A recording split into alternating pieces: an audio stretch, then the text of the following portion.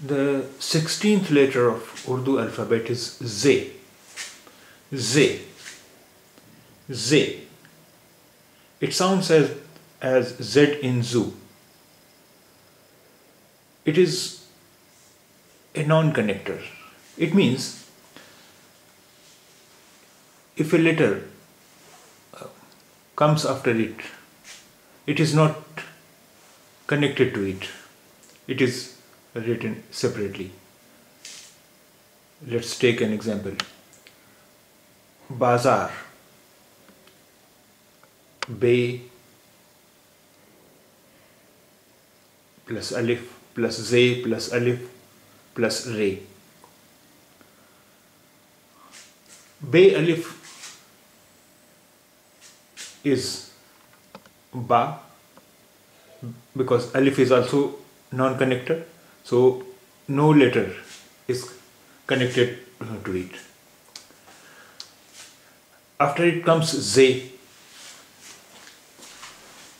Z is also non-connector, so no letter is connected to it. Then comes alif.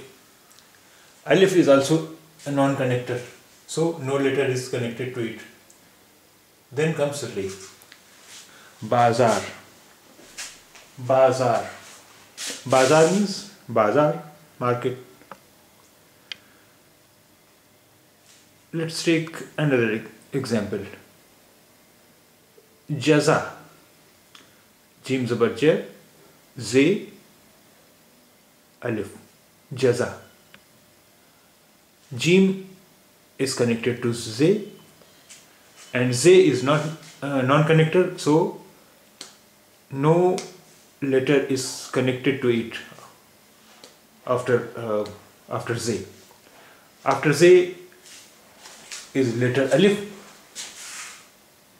so it is written separately because Z is non-connector, so no letter will be connected to it after Z. Alif comes after Z, so it will not be connected. Hence it is written separately. Jaza. Now the 17th letter of Urdu alphabet is J. J. J. We have put a dot over Z here so that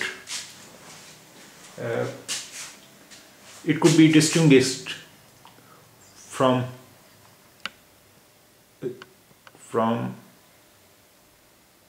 Z. This is Z